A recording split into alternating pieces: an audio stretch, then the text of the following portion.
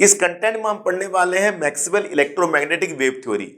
दो साइंटिस्ट हैं, एक का नाम मैक्सवेल, दूसरे का नाम प्लैंक। मैक्सवेल कहता है कि light is a wave, Planck कहता है light is a wave as well as particle. Maxwell का बोलना है कि लाइट वेव है, प्लैंक का कहना है कि लाइट वेव भी है, पार्टिकल भी है। अगले कंटेंट में हम पढ़ेंगे कि प्लैंक ने क्या कहा था, इस कंटेंट में हम पढ़ेंगे मैक्सवेल ने क्या कहा है। ठीक है बच्चों, अब जैसे कि आपको पता चल गया है कि मैक्सवेल ने कहा कि लाइट वेव होती है, इस वेव को हम कहते हैं इलेक्ट्रोमैग्नेटिक वेव। अब इलेक्ट्रोमैग्नेटिक वेव क्या होती है? इलेक्ट्रोमैग्नेटिक वेव दो तरह की वेव्स का कॉम्बिनेशन होती है। देखिए, electromagnetic waves are form by the combination, दो वेव्स का कॉम्बिनेशन है।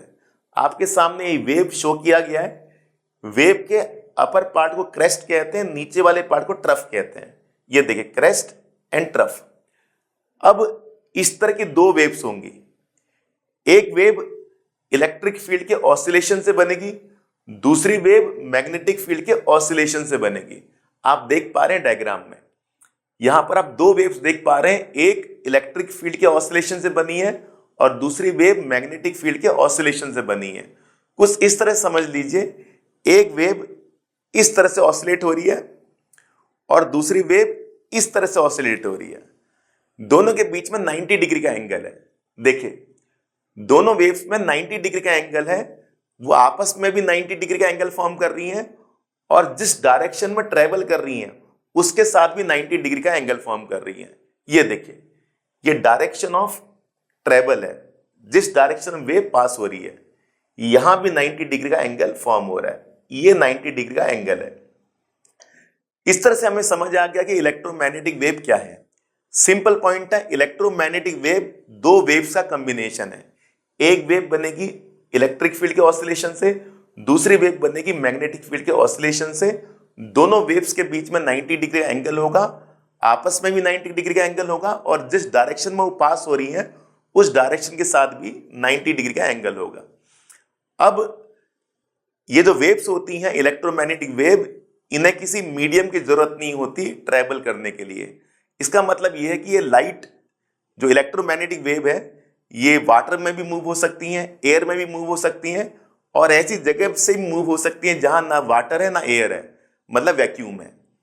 और जब ये वेव पास होंगी तो इनकी स्पीड होगी 3 × 10⁸ मीटर पर सेकेंड, हम जिसे स्पीड ऑफ लाइट भी कहते हैं, 3 × 10⁸ मीटर पर सेकेंड।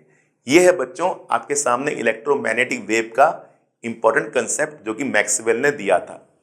जैसा कि आपको पता चल गया कि लाइट वेव नेचर शो करती है, अब आपने तो कह दिया कि लाइट वेव नेचर शो करती है, कुछ एविडेंस भी होने चाहिए।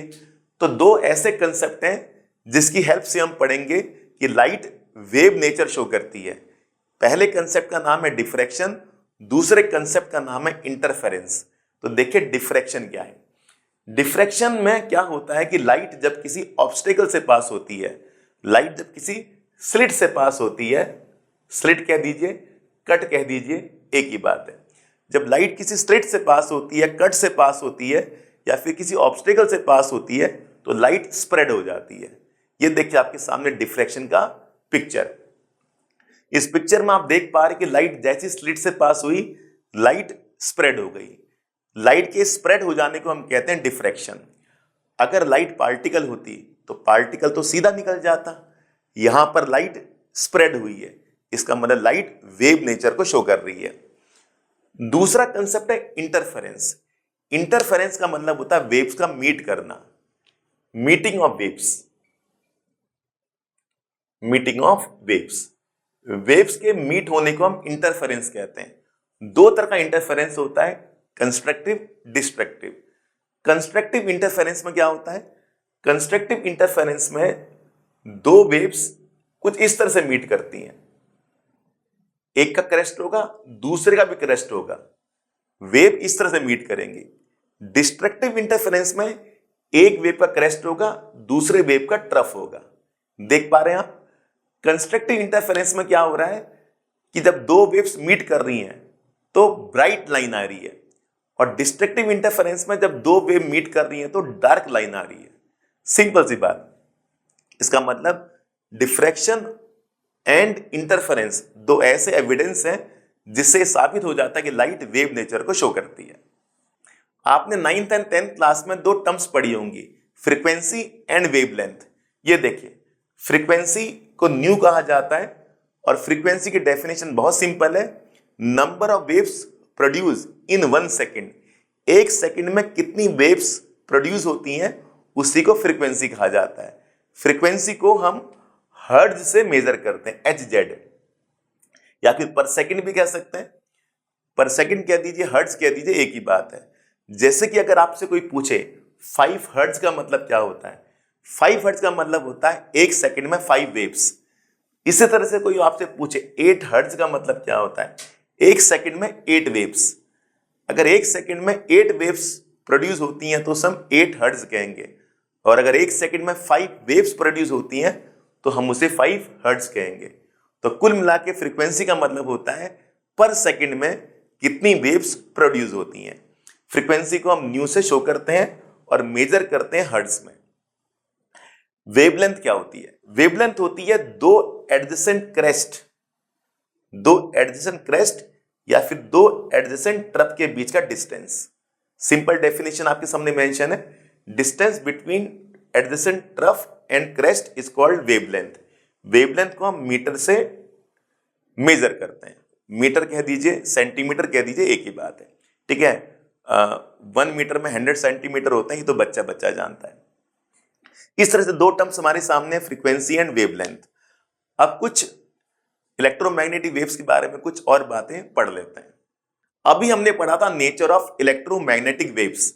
नेचर ऑफ इलेक्ट्रोमैग्नेटिक वेव्स को मैंने 3 पॉइंट्स में आपके सामने मेंशन किया है। पहला point, electric field and magnetic field are perpendicular to each other and to the direction of wave travel. यानी कि इलेक्ट्रिक फील्ड के ऑसिलेशन से जो वेव बनेगी एंड मैग्नेटिक फील्ड के ऑसिलेशन से जो वेव बनेगी, उनके बीच में 90 डिग्री का एंगल होगा, और साथ में जिस डायरेक्शन से वेव ट्रेवल होंगी उसके साथ भी 90 डिग्री का एंगल बनेगा। तो यही पॉइंट नंबर 1 है। Second point, do not need any medium to travel, can travel in vacuum. मतलब जब भी इलेक्ट्रोमैग्नेटिक वेव ट्रेवल करेगी उसको किसी मीडियम की रिक्वायरमेंट नहीं होगी, यानी कि वो वैक्यूम से भी पास हो सकती हैं। तीसरा, speed of electromagnetic waves is equal to 3 × 10⁸ metre per second. अभी हमने इसके बारे में डिस्कशन किया है, नोट्स के तौर पर आपके सामने मेंशन है।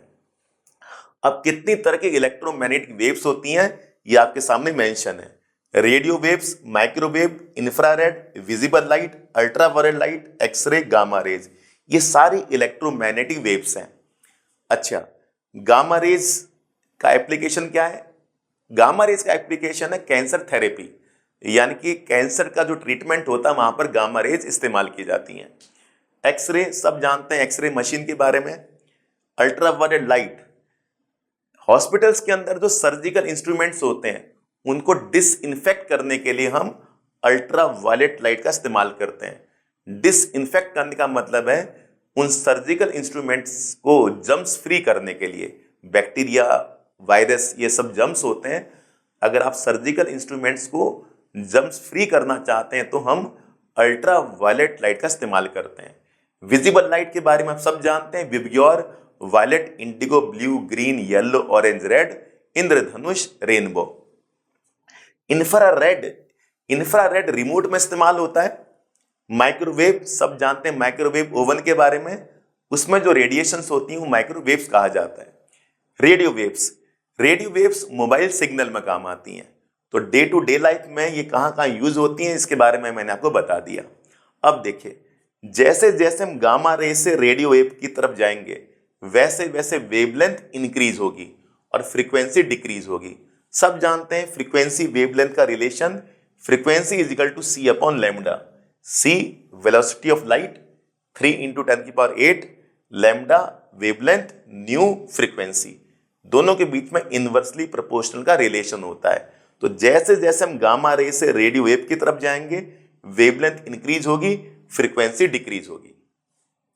अब आपके सामने रेंज है, किस रेंज में हमें रेडियो वेव मिलेगी, माइक्रोवेव मिलेगी या और तरह की इलेक्ट्रोमैग्नेटिक वेव्स मिलेंगी। देखिए, अगर हम विजिबल लाइट की बात करें 1 2 3 4, यहां से देख लीजिए 1 2 3 4, विजिबल लाइट जो है इस फ्रीक्वेंसी रेंज में हमें मिलेगी। यानी कि अगर आप विजिबल लाइट को डिटेक्ट करना चाहते हैं तो फ्रीक्वेंसी होनी चाहिए 4 × 10⁻14 हर्ट्ज से लेकर 7 × 10 हर्ट्ज के बीच में।